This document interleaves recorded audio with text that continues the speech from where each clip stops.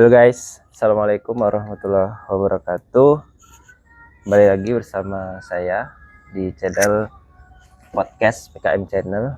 Jadi pada hari ini saya sudah bersama Bapak Zulfikri, Dr. Zulfikri Sulaiman, MA, salah satu dosen di jurusan Hubungan Internasional, Pak ya. Udah pensiun. Udah pensiun. Unsri, Pak ya? Ya, Jadi mahasiswa Unsri, terutama FISIP, pasti kenal dengan Bapak Dr. Zulfikri Sulaiman, MA, yang merupakan pakar ya. Saya bisa menyebutnya pakar politik lah di Sumatera Selatan ini, karena Bapak biasanya banyak membahas mengenai masalah-masalah perpolitikan, terutama di Sumatera Selatan. Jadi pada malam hari ini kita akan bahas mengenai pilkada, Pak ya. Pilkada terutama di Sumatera Selatan gitu. Jadi teman-teman yang tertarik tonton sampai selesai video ini. Video ini insya Allah akan mengedukasi kita semua. Jadi kalau bisa tontonnya jangan di skip, tonton sampai selesai. Jadi sebenarnya menarik bahas masalah pilkada, Pak ya. Apalagi mungkin Bapak pernah tahu sekarang tuh kan banyak orang-orang pada nggak peduli gitu Pak dengan pilkada gitu. Kebanyakan kan orang-orang hanya tertarik dengan pilpres gitu Pak ya. Benar nggak? Ya. Kalau berkaitan dengan pilkada, nah menurut Bapak gimana Pak pilkada di provinsi kita ini, di Sumatera Selatan ini? Ini pilkada serentak. Pilkada serentak 27 November. Ya, 27 November. di 37 provinsi dan 503 kabupaten kota seluruh Indonesia. Nah, salah satunya kan di Sumsel. Nah, untuk Sumsel ini ada pilkada untuk gubernur dan pilkada untuk kabupaten kota ya. Iya, pertama ini kan ritual 5 tahunan.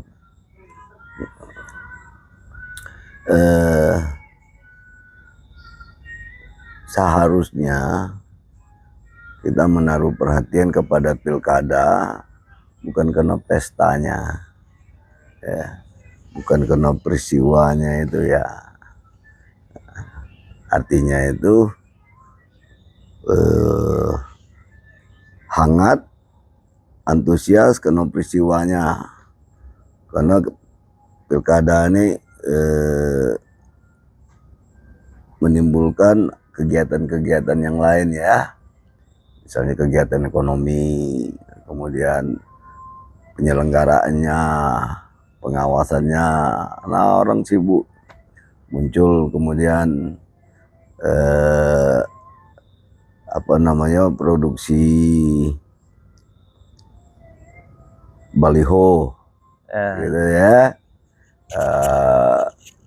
tim sukses gitu ya. Itu bagus ya, tapi hakikat pilkada ini yang perlu kita pikirkan.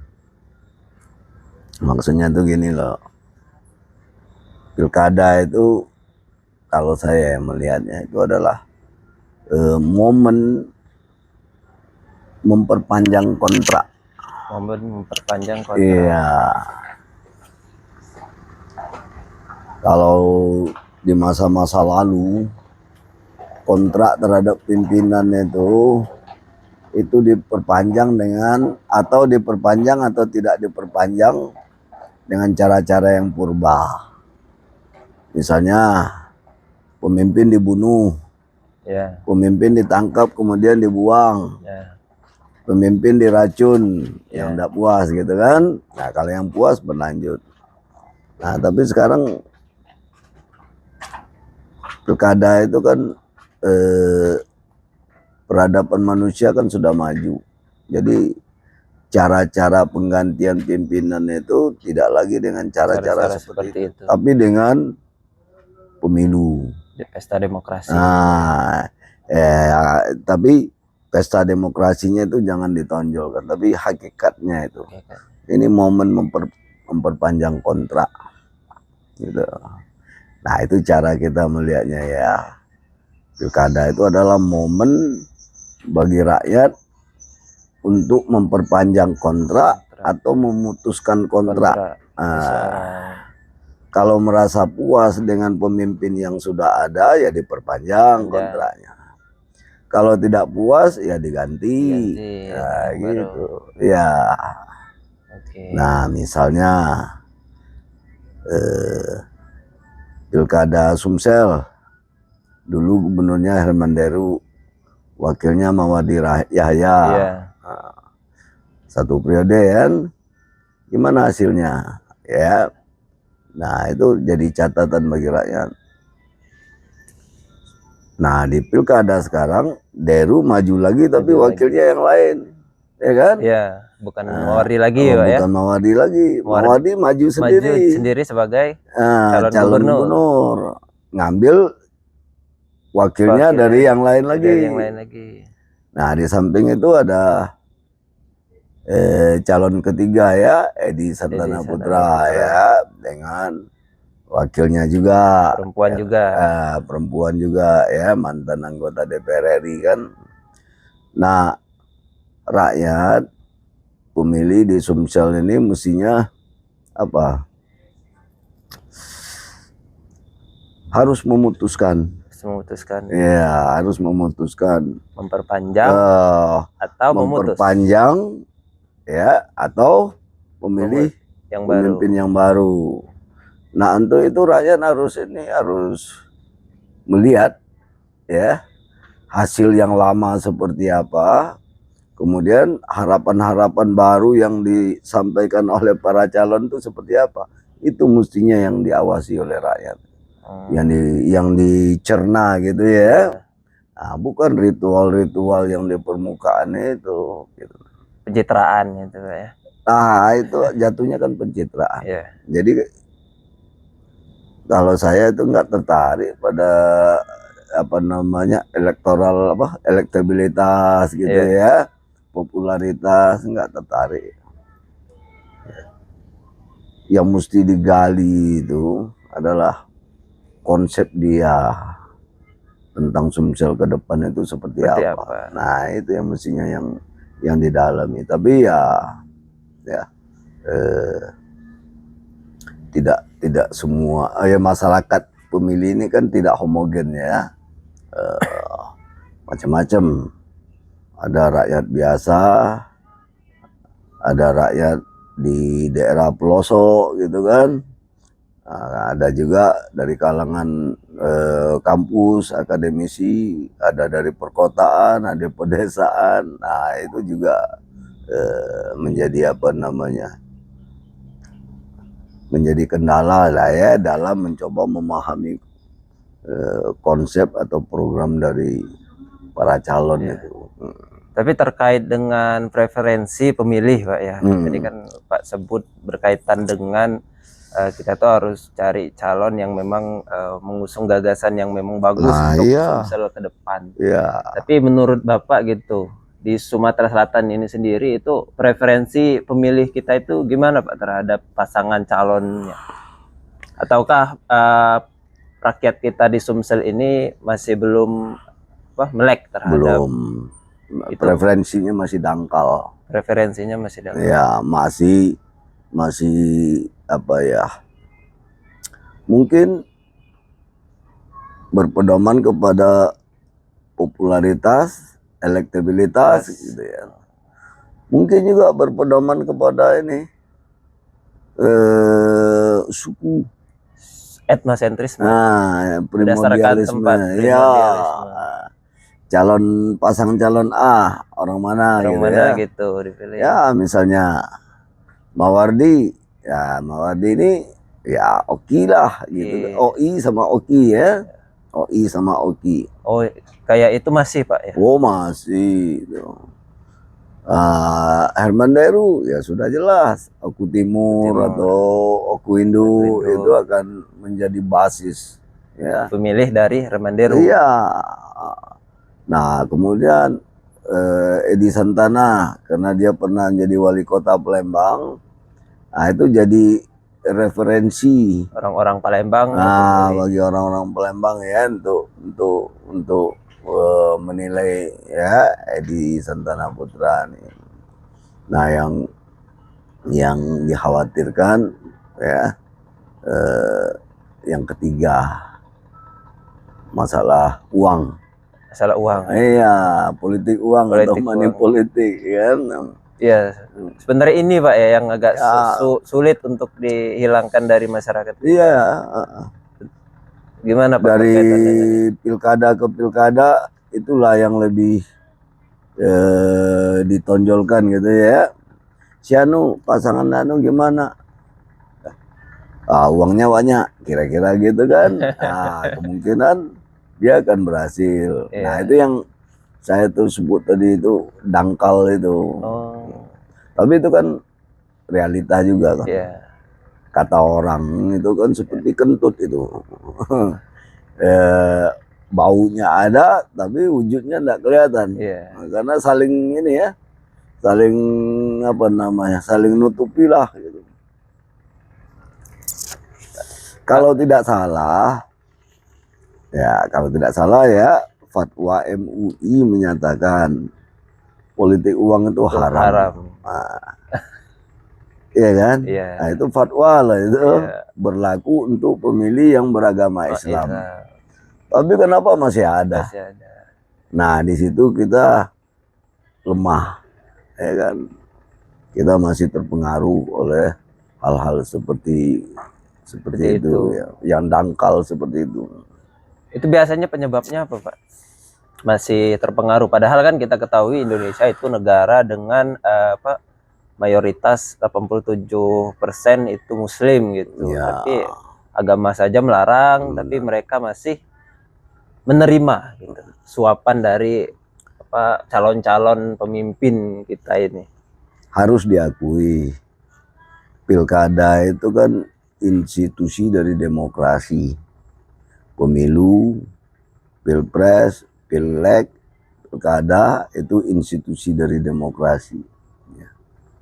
Jadi demokrasi itu dijabarkan dalam bentuk pelaksanaan pemilu termasuk pilkada kan. Dan itu konsep barat itu.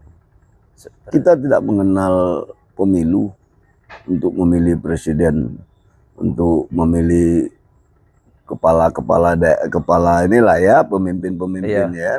Kita tidak pernah tradisi kita tidak mengenal memilih berdasarkan pemungutan suara kan, voting tidak kenal. Ya. Jadi itu hal yang baru bagi kita. Hal baru. Iya. Nah, jadi masyarakat merasa ini ya karena hal yang baru, jadi masih meraba-raba gitu kan. Nah, yang kedua ini yang penting ya. Dan saya juga nggak menyalahkan karena masih baru dan abstrak itu demokrasi itu bagi masyarakat bawah yang ekonominya masih sederhana, nggak penting demokrasi itu. Yang penting perut kenyang. Yang penting perut kenyang pada saat itu. Iya, ya kan. Mereka tidak mikir jangka panjang. Walaupun sebenarnya nilai uang yang mereka terima itu tidak sebanding dengan akibat dari pilihannya, misalnya yang keliru. Kalau keliru pilihannya, dampaknya kan kepada kebijakan-kebijakan dari pemimpin yang keliru untuk 5 tahun yang akan datang. Nah, masyarakat tidak mikir itu. Yang penting ya mereka terima dulu. Nah, kalau lumayan misalnya 100.000 berapa kilogram beras itu? 7. Sekarang beras sekitar 14.000. Ya, 7 atau 8 kilogram. Lumayan dapat nyambung hidup gitu ya, seminggu kan untuk satu keluarga itu. Nah, kira-kira itu menurut saya itu ya. Ini berarti berkaitan dengan ekonomi juga Pak ya? Oh iya. wakil presiden kita zaman SBY, Prof. Budiono, ahli ekonomi, dia menyatakan demokrasi kita baru bagus kalau pendapatan rata-rata rakyat Indonesia 6.600 US dollar per kapita per tahun. Itu sekitar, Nah, coba dihitung 6.600 dikali 15.000, ya kan? Yeah. Kalau mau dirupiahkan, yeah. Dikali 15.000 dibagi 12. Nah, kapan berapa? itu? Hah? Kapan itu? Berapa? Kapan itu? Jadi kalau Masih dirupiahkan kira-kira mungkin 7 juta. Iya. Nah, kapan nih? Sekarang aja rata-rata pendapatan masyarakat kita masih kecil. Ya, sekarang rata-rata kita kan 4 ribuan US dollar. Iya. Ya, 4.500 US dollar. Nah, kata Budiono, Prof. Budiono, idealnya 6.600. 6.600 dolar. Masih lama. Jadi kalau dilihat dari ukuran ekonomi itu, memang kita belum siap ya. Untuk berdemokrasi dengan matang ya, dengan dewasa. Nah, kira-kira itu. Mungkin aja kalau sebenarnya kalau ekonominya kuat atau ekonominya tinggi kan, mungkin money politik tadi bisa terhindari. Benar. Tapi di samping faktor ekonomi kan pendidikan juga. Pendidikan juga. Iya. Pendidikan artinya kan rasional. Coba diadakan riset ya di kalangan mahasiswa. Mau dia menjual suaranya dengan duit 200.000 misalnya. Saya yakin mahasiswa enggak mau. Karena rasional. Ya. Rasional mereka. Mereka tahu, ya kan,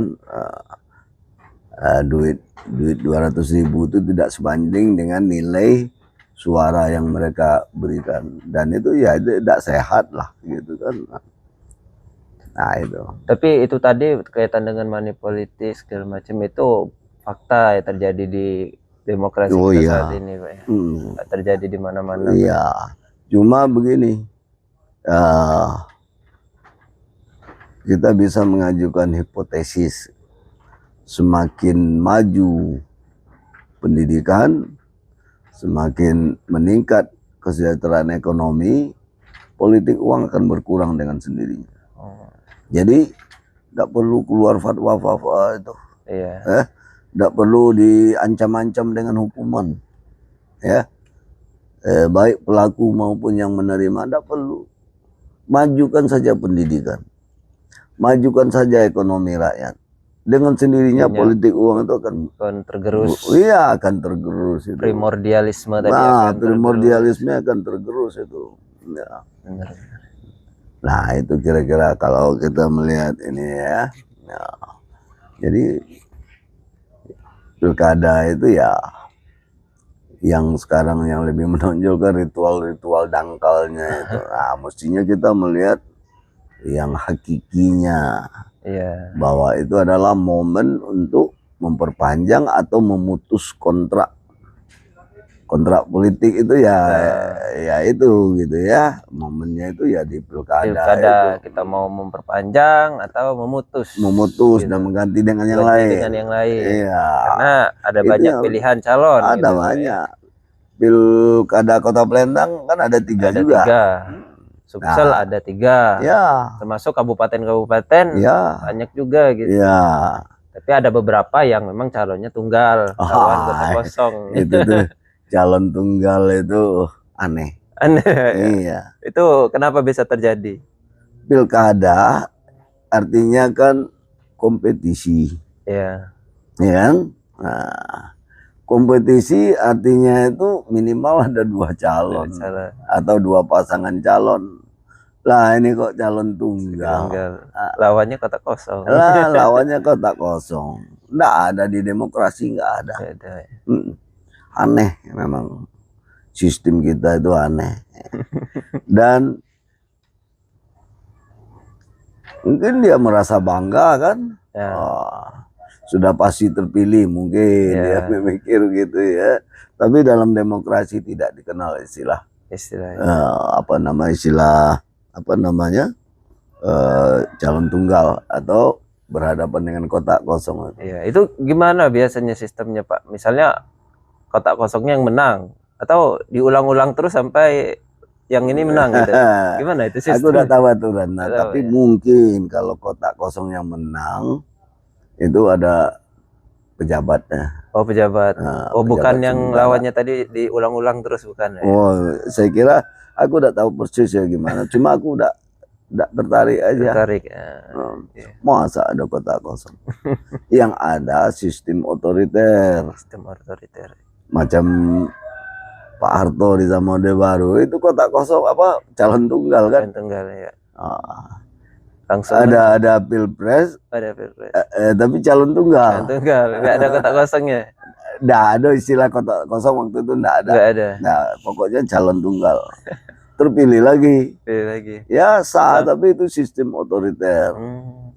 Nah, kalau sistem demokrasi minimal harus ada 2 supaya ada kompetisi. Nah, jadi itu penghinaan terhadap demokrasi. Itu terjadi banyak sih, bukan di provinsi Sumsel aja Pak, di provinsi-provinsi lain juga banyak. Kalau di Sumsel di Empat Lawang ya? Empat Lawang, Ogan Ilir. Ogan Ilir juga. Ogan Ilir. Dekat dengan Palembang itu. Nah, dekat dengan Palembang. Dekat dengan ibu kota provinsi. Ogan Ilir juga. Iya, ini berkaitan juga lah dengan partai ya. Apakah partai itu benar-benar mendukung dia? Semuanya, maksudnya itu serius gitu kan? Atau mungkin karena diajak mendukung. Nah. Atau nggak ada calon yang berani melawan gitu, berkompetisi? Nggak mungkin. Nggak mungkin. Nah, begini, ketua partai, terutama partai besar, harus tampil. Kalau dia berani sebagai ketua partai, dia harus berani tampil menjadi calon. Iya. Kalau nggak ada. Kalau ya harusnya begitu. Nah, misalnya ya di OI partai paling besar apa? Golkar. Kalau nggak salah Golkar atau PDI itu. Nah, Golkar. Nomor 2 apa? PDI. Nah, PDIP. Nah, PDIP harus berinisiatif. Kami punya calon. Masa partai besar tidak punya calon? Iya. Itu benar-benar.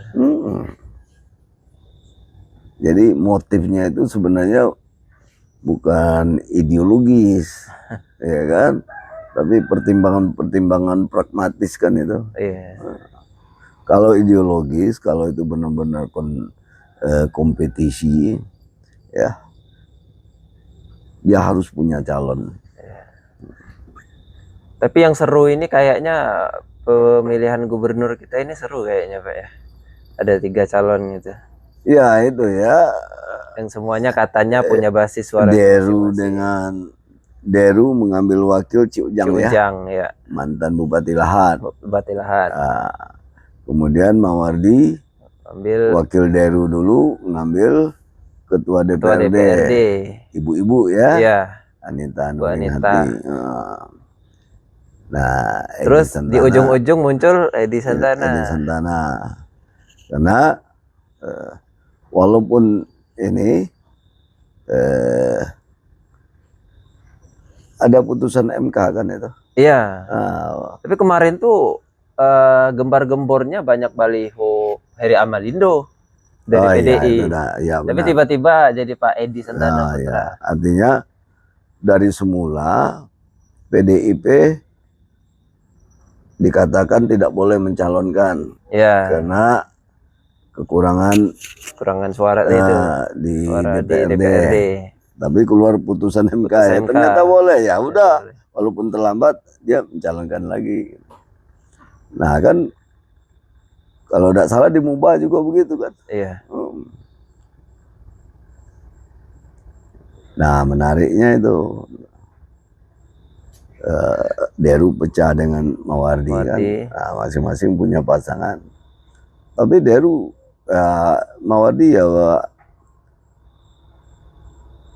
ya taktis ya, artinya tuh diambilnya ibu-ibu, kemudian Jawa juga ya. Ya, Jawa. Asli Jawa kan. Nah, untuk kepentingan elektoral, nah itu bagus itu. Jadi kalau dia bisa memanfaatkan kelebihan seperti ini, dia bisa dapat suara dari ibu-ibu atau dari orang Jawa yang ada di Sumsel ini kan. Ya terjadi yang etnosentrisme tadi. Nah ya itu kan ini fakta juga diakui lah gitu ya. Itu masih ada. Ya menariknya di situ. Seberapa pengaruh sih Pak apa namanya primordialisme tadi dengan apa money politik gitu dalam pemilihan kepala daerah, atau money politik ini bisa mengalahkan primordialisme tadi menurut Bapak?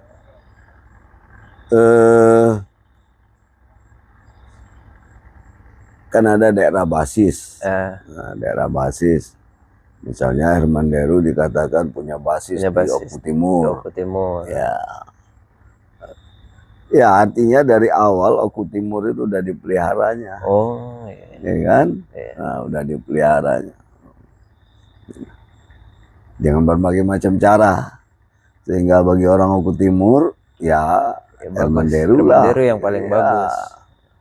Sebaliknya, dan Mawardi mungkin nggak berani masuk ke Oku Timur. Ya udah lepas aja gitu kan. Kena lah, percaya diri nggak susah gitu masuk ke situ Pak ya. Nah sebaliknya Mawardi aja punya basis di OI. Karena dia orang asli OI, dulu pernah bupati jadi OI ketua juga. DPRD, kemudian pernah jadi bupati 2 periode kan. Nah basisnya memang di sana. Dan Deru mungkin juga tidak mau juga masuk ke sana. Iya. Dia realistis juga kan. Nah kira-kira gitu ininya. Apa namanya?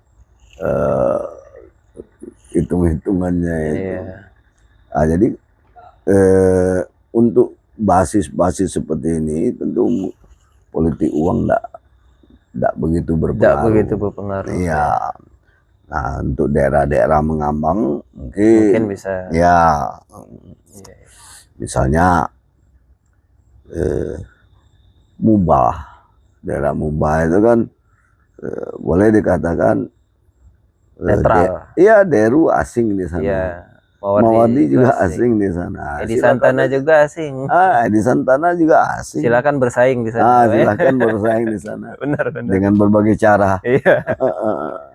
Mulai dari kampanye yang progresif di sana. Benar. Yang lain. Kalau suara-suara yang udah basis ini tadi susah untuk mengendalikannya, apalagi orang-orang baru gitu kan. Pak kemarin nonton ini Pak debat gubernur sama wakil. Tidak nonton. Tidak diundang. Tidak diundang.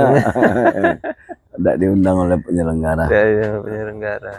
Seru juga lihat debat kemarin kan di TV. Iya di TV. Herman Deru saling balas dengan Mawardi gitu. Jadi Santapuna Putra yang kemarin bukan bukan gubernur atau wakil gubernur, di tengah-tengah gitu kan. Jadi seru lihatnya. Apalagi yang wakil kemarin kan, kayaknya dominasi oleh 2 ibu-ibu gitu. 2 ibu-ibu ininya debat wakil yang gubernur. Rizky Aprilia sama Anita. Ya. Banyak yang bilang 2 itu menguasai panggung. Karena mungkin Bapak Cik Ujang minder namanya ibu-ibu. Benar. Ya, kalau Rizky Aprilia kan anggota DPR RI dulunya. Iya. Dan dia tentu berpengalaman bagaimana berhubungan dengan pemerintah. Nah Anita anggota DPRD provinsi, ketua lah, ketua Bulog kan. Nah, dia juga berpengalaman juga. Nah, jadi ya wajar mereka ya. menguasai panggung. Nah, cuma sejauh mana program-program yang ditawarkan itu relevan dengan kepentingan masyarakat. Iya. Nah, itu lagi. Nah, tapi terkadang memang masyarakat kita yang nggak bisa melihat itu, Pak ya. Program-program yang ditawarkan tadi. Saya itu kembali ke yang tadi aja. Artinya itu idealnya masyarakat itu melihat yang hakikinya. Oh, saya mau melihat debat. Kenapa? Karena mereka akan menjadi pemimpin di daerah 5 tahun yang akan datang. Saya ingin diyakinkan ya tentang pilihan saya nanti itu ya. Tapi bagi masyarakat baik yang nonton langsung maupun yang melalui media kan ya kan mungkin tidak begitu, keseruannya itu tidak di situ gitu. Lagi pula kan tidak ada kewajiban moral dari calon ini untuk menepati janjinya seandainya dia menang. Seandainya dia menang. Iya. Menjanjikan suatu hal waktu kampanye itu satu hal. Melaksanakan hal yang lain setelah dia terpilih. Kalau dia terpilih itu hal yang lain lagi. Yang lain lagi. Kalau dalam sistem demokrasi yang udah matang, yang diomongkan itulah yang akan dilaksanakan. Oh. Kalau dia terpilih. Kalau dia terpilih. Iya. Tapi pada kenyataannya tidak. Dan itu akan diawasi oleh rakyat. Seandainya dia banyak bohongnya, momen pemilihan berikutnya kontraknya tidak akan diperpanjang, tidak akan diperpanjang oleh rakyat. Iya, rakyat akan dicatat oleh rakyat. Iya. Nah, kalau kita tidak, ya, kena pesta, jadi pesta usai setelah pilkada usai. Apa yang diucapkan belum tentu nanti belum dijalankan. Tentu. Dan rakyat itu ingatannya pendek. Iya. Nah, kayak lepas saja, Pak. Iya. Nah, itu kasihan rakyat yang belum baik literasi politiknya itu. Jadi berarti itu sekendak atau semaunya dari pasangan calon aja, Pak? Oh iya. Mau itu dijalankan nanti atau tidak, yang penting janji dulu. Iya, yang penting janji dulu. Tidak ada beban moral. Bakal nanti harus dijalankan gitu. Tidak ada. Nah, jadi ini harus masyarakat harus tahu ini. Ya, masyarakat harus menyadari dari awal dia akan mengawasi. Iya. Oke, kayaknya yang menang pasangan B yang bagus. Saya akan memilih pasangan B. Iya. Nah, ternyata pasangan B yang menang. Pasangan B akan diawasi oleh rakyat. Iya. Akan dicatat oleh rakyat kebijakan-kebijakannya. Jadi kalau misal memang kita melihat pasangan calon itu bukan dari janji-janjinya gitu, Pak. Kita harus melihatnya dari mana gitu, Pak, sebagai rakyat. Idealnya dari programnya ya, program yang menjanjikan sesuatu itu idealnya begitu. Dari situ kita lihat. Bukan dari etnisnya dari mana gitu kan. Bukan seberapa dapat duit, bukan di situ. Tapi dari program yang ditawarkan oleh pasangan calon. Program yang ditawarkan. Misalnya saya pensiunan. Apa program dari calon ini untuk para yang pensiun? Iya. Gitu. Ada enggak gitu kan? Misal saya petani. Nah, apa program dari petani? Ya, apa? Gimana dengan ketersediaan pupuk? Bagaimana dengan harga pupuk? Kan gitu. UMKM itu kan hajat hidup orang banyak. Ada enggak kira-kira kemarin mereka ngomong UMKM? Mungkin guru gitu ya, dosen. Guru, ya. Jadi bagi teman-teman atau yang nonton ya, ketika Iya. kita memilih kita harus lihat programnya. Lihat program. Ketika kita sebagai seorang guru, kita harus lihat program-program mereka tentang guru tuh yang paling bagus menurut kita yang mana. Ya, itu yang dipilih. benar. Atau ketika kita seorang petani, kita lihat program mereka tentang petani, Ya. apa penyediaan pupuk dan lain-lain, yang paling Benar. bagus yang mana, itu Ya. yang kita pilih gitu. Itu Ada nanti yang mereka bakal bicara kita tentang kawal. itu. Ya, itu nanti yang bakal kita Benar. kawal ya. Makanya itu yang dimaksud dengan kekuatan masyarakat sipil, yaitu kekuatan masyarakat yang sadar. Jadi setiap ada penampilan para calon itu ya, di masa kampanye kan, di diskusi-diskusi gitu ya, masyarakat sipil itu akan mencatat, yang sadar ya, akan mencatat dan kemudian ya akan dinilainya 5 tahun ada. Saya kira itu yang harus kita perhatikan soal pilkada di Sumsel ini. Tapi mungkin pada kenyataannya Pak, itu banyak masyarakat kita yang gak peduli gitu dengan yang. Iya, itu tadi ya, masyarakat kita literasi politiknya masih kurang, masih rendah lah gitu kan. Masih pragmatis. Di samping itu masih terpengaruh oleh isu-isu primordial. Ya itu ilmunya baru sampai di sana. Mau ngapain kita gitu kan. Nah, saya kira masyarakat itu perlu, ya ini hal lain tapi juga berkaitan ya, masalah politik lah ya, literasi politik masyarakat harus bagus gitu ya. Jangan dianggap politik itu sesuatu yang kotor, sesuatu yang jahat ya. Bukan begitu cara melihatnya. Politik itu menyangkut kepentingan orang banyak. Dalam kondisi sumber daya manusia yang terbatas, bagaimana itu dikelola ya, untuk rakyat ya, bukan untuk pribadi atau kelompok atau keluarga, bukan.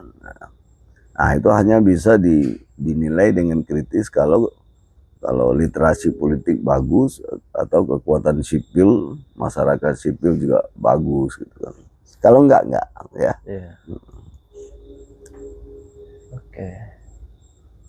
Jadi pengetahuan Bapak tentang pemilihan gubernur kita ini Pak, mungkin Bapak punya persepsi tersendiri kan tentang pasangan calon gitu. Mungkin bagaimana kita menganalisis pasangan ini biar kita itu memang kuat. Oh, saya harus milih ini ketika nanti pemilihan pada tanggal 27 November. Mungkin masyarakat penonton butuhlah edukasi sedikit dari Bapak. Ya, saya berbicara tentang sesuatu untuk jangka panjang. Jadi pesannya itu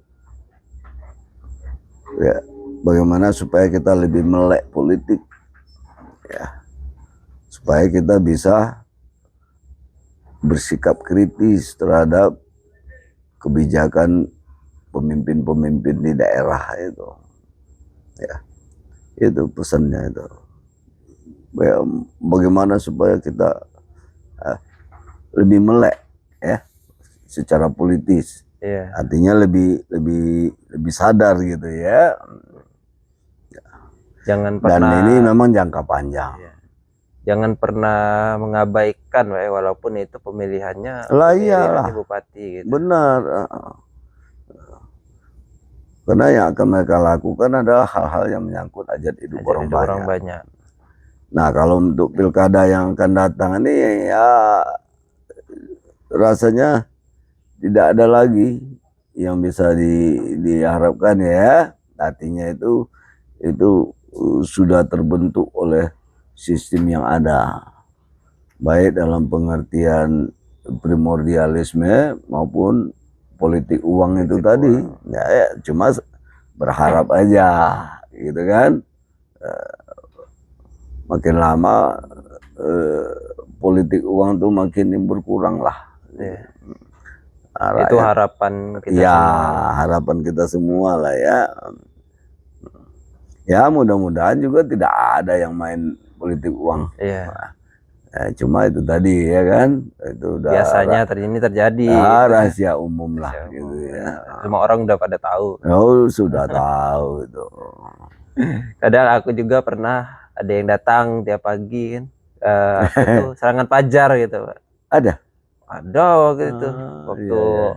saya di di dusun kan, saya kan dari dusun kan, Iya. ada datang pagi-pagi itu jam 6 datang ke rumah ngasih oleh gitu. Ya udah jadi rahasia umum lah, nggak usah udah jadi udah ada dikasih kan, pilih ini ya katanya. Iya kebaik. Ya kata orang begitu. Ambil, jangan pilih dia. Pilih berdasarkan hati nurani. Itu seperti kata Pak Prabowo ya. Nah, itu ambil uangnya, pilih sesuai hati nurani. Bener. Itulah yang bisa kita lakukan. Tapi begini ya, kalau kita kaji-kaji ya, itu mekanisme apa namanya ya, mekanisme alam atau mekanisme ilahi untuk bagi-bagi rezeki bisa juga loh. Oh iya, jadi iya kan? Oh iya, mekanisme kapan lagi alam, mekanisme ilahi. Iya. Kapan lagi masyarakat dapat uang seperti itu ya, gitu kan. Benar. Karena nggak pernah biasanya pejabat-pejabat itu bagi uang secara cuma-cuma. Iya. Ketika pas pilkada aja. Ya sudahlah gitu kan. Ada mekanisme seperti itu. Mereka kan punya duit banyak, ya kan? Udah dibagi-bagi ke rakyat, ya kan? Walaupun momennya ada motifnya gitu, momen pilkada itu kan ada motifnya ya. Tapi kalau pakai prinsip itu bagus juga. Ambil uangnya tapi pilih sesuai hati nurani. Benar itu. Kata Pak Prabowo gitu. Lah iya. Ambil uangnya, pilih sesuai hati nurani. Ya kita ambil uangnya, dia nggak bakal tahu gitu kita milih yang mana. Nggak akan nuntut juga. Iya, nggak akan nuntut. Dia juga nggak bisa nuntut. Nggak bisa. Jadi jangan takut bagi penonton, bagi masyarakat, bagi teman-teman yang kena serangan fajar, dapat uang 200-300 ribu, ambil uangnya, pilih sesuai hati nurani. Pilih sesuai dengan hati nurani. Pilih. Alasannya itu tadi, anggap saja ini mekanisme alam ya. Untuk bagi-bagi rezeki kepada rakyatnya. Iya. Karena kapan lagi? Iya. Jangan-jangan itu juga duit dari rakyat kan. Ya, yang bahaya dari politik uangnya apa Pak? Nanti ke depan ketika mungkin dia terpilih kan, ada kemungkinan untuk kalau kata orang tuh balikin modal. Ya makanya itu tidak ada justifikasi untuk itu. Tidak ada pembenaran untuk itu ya. Karena ya kalau dia menang dia sudah pasti berpikir seperti itu. Saya sudah habis modal. Iya. Saya harus kembalikan modal saya. Kalau bisa nambah untuk periode berikutnya. Ya, nah, itu juga yang harus diketahui, Pak ya. Karena kita nerima uang tuh pasti ada pengorbanannya gitu. Benar. Pengorbanannya ini bukan 1 tahun, bukan 2 tahun. Pengorbanannya ini 5 tahun. Jadi yang bahaya main politik uang kemudian terpilih. Iya. Kalau kalah kan nggak masalah, anggap aja itu bagi-bagi rezeki. Tapi kalau dia terpilih karena politik uang, misalnya saya memilih pasangan A, saya terima uang, karena terima uang dari dia, saya pilih dia. Ya, ternyata hasilnya tidak bagus nanti. Dia akan berusaha mengembalikan uangnya yang sudah dibuang begitu banyak gitu. Nah itu bahaya. Bahaya itu. Bahaya itu. Nah, itu yang harus diketahui oleh masyarakat kita. Mungkin masyarakat kita nih belum tahu kan kalau uang yang dikasih itu sebenarnya nggak cuma-cuma. Ya. Dia harus hati-hati kita terimanya. Ya kalau bisa yang ngasih kita uang itu kalah. Itu bisa. Agar yang menang itu yang tidak politik uang. Iya. Agar tidak ada kepentingan lain Iya, dia menjabat nanti. Makin sedikit dia keluar uang, makin besar tanggung jawab dia untuk mempertanggungjawabkan jabatannya. Iya. Nah, itu hipotesis kita kan, atau makin amanah dia, gitu. Karena tidak ada kewajibannya untuk mengembalikan, ya semata-mata untuk mengabdi. Politik itu mengabdi. Mungkin terkait yang pemilih primordialisme tadi, mungkin ada saran dari Bapak agar mungkinlah sedikit mengurangi gitu tingkat primordialisme masyarakat agar tidak memilih hanya berdasarkan lokasi gitu. Mungkin saran lah, masukan dari Bapak. Ya, apa namanya, masyarakat kita kan masyarakat yang masih berkembang dari tradisional ke modern, dari berdasarkan primordial atau sektarian ke yang rasional, gitu kan. Kita sedang berproses ya. Nah, apa nanti yang akan berpengaruh? Ya pendidikan, kemudian kesejahteraan ekonomi lah ya, itu yang berpengaruh. Jadi nggak ada yang bisa disarankan ya, cuma pikirannya begitulah. Semakin maju masyarakat, nah itu isu-isu sektarian primordialisme itu akan berkurang. Artinya mungkin kita harus melek pendidikan agar kita bisa tahu calon-calon kita ini gimana, program-programnya, apakah sesuai dengan kondisi kita saat ini, apakah nanti 5 tahun ke depan bakal berguna bagi kita. Nah, gitu. Cuma saya ada harapan isu putra daerah itu hilangkanlah. Putra daerah. Iya, itu kan primordialis. Seolah-olah yang berhak menjadi pemimpin adalah putra daerah. Nah, itu sesuatu yang tidak sehat itu. Iya benar. Karena ya walaupun dia dari luar ya dia ada kesempatan gitu untuk jadi pemimpin di sini. Gitu.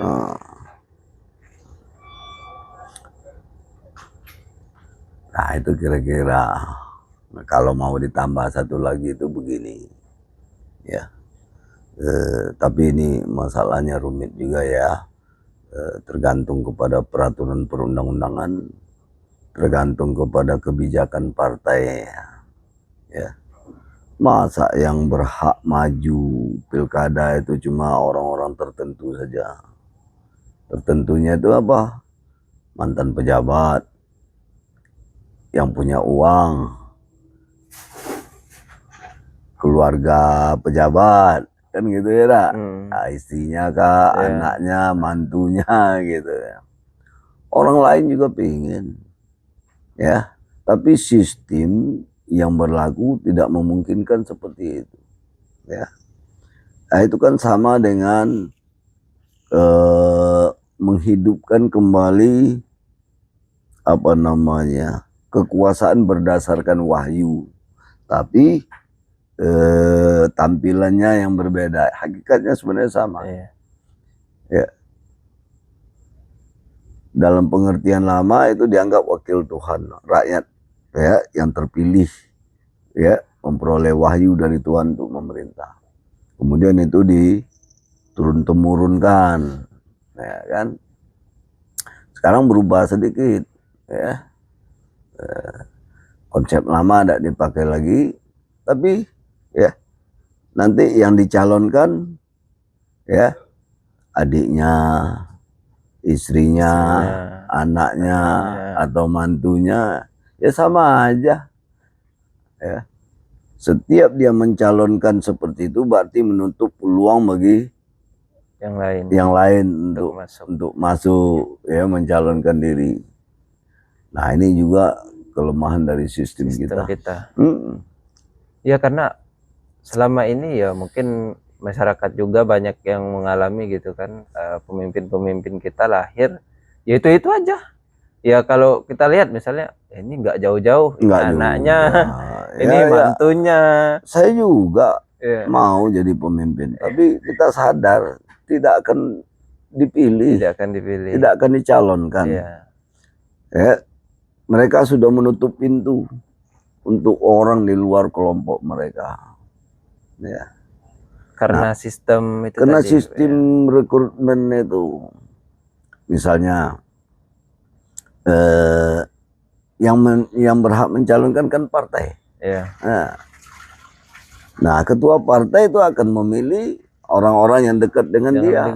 Partai-partai tadi. Iya, begitu. Dan banyak ketua partai itu adalah pejabat. Ya kan?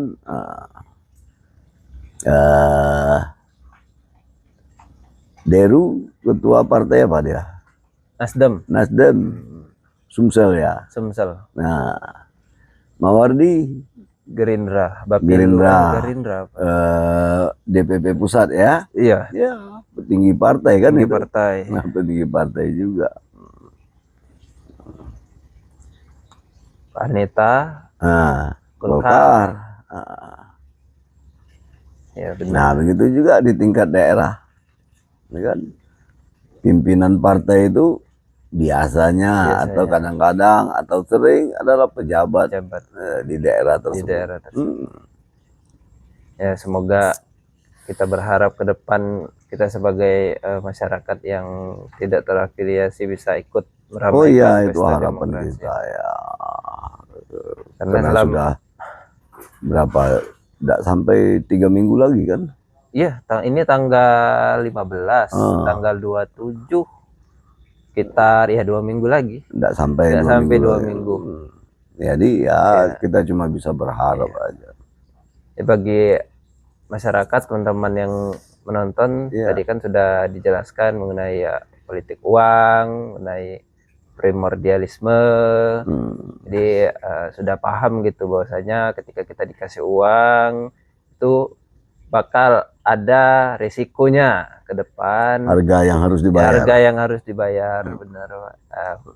Begitu juga dengan primordialisme, kita pasti ada harga yang harus dibayar. Jadi pilihlah calon pemimpin kita nanti itu yang berdasarkan preferensi kita gitu. Kita butuhnya ini, kita lihat program-program yang ditawarkan oleh calon pemimpin kita itu gimana. Ketika kita butuhnya ini, kita seorang guru, dia memiliki kebijakan yang berkaitan dengan guru gitu, kita pilih gitu. Ketika kita petani, jadi kita lihat program dari ketiga calon ini yang paling baik untuk mensejahterakan petani itu yang mana.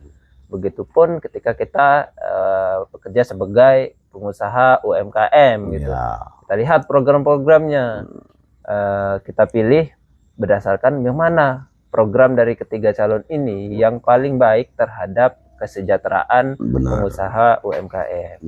Jangan lagi kita memilih pejabat-pejabat yang akan memimpin kita itu berdasarkan hal-hal yang sudah-sudah, berdasarkan primordialisme, etnosentrisme, manipolitik, dan lain-lain gitu. Jadi marilah kita ubah jalan pemikiran kita dari yang jalan pemikiran jadul jadi jalan pemikiran yang modern, yang rasional, sesuai dengan kondisi kita saat ini. Jadi itu saja mungkin podcast kita pada hari ini, kita bahas masalah politik. Jadi mungkin teman-teman yang bertanya kita ada di mana, kita ada di pelataran Sungai Musi. Jadi kita sedang asik di sini mancing, sekaligus ngobrol-ngobrol mengenai politik. Jadi bagi teman-teman silakan tonton video ini sampai selesai, jadikan referensi bagi teman untuk nyoblos pada tanggal 27 November nanti. Jangan lupa untuk mencoblos. Gunakan kesempatan, gunakan hak pilih teman-teman untuk memilih pemimpin kita 5 tahun ke depan. Baik, terima kasih. Assalamualaikum warahmatullahi wabarakatuh. Terima kasih Bapak. Ya, sama-sama Maulana.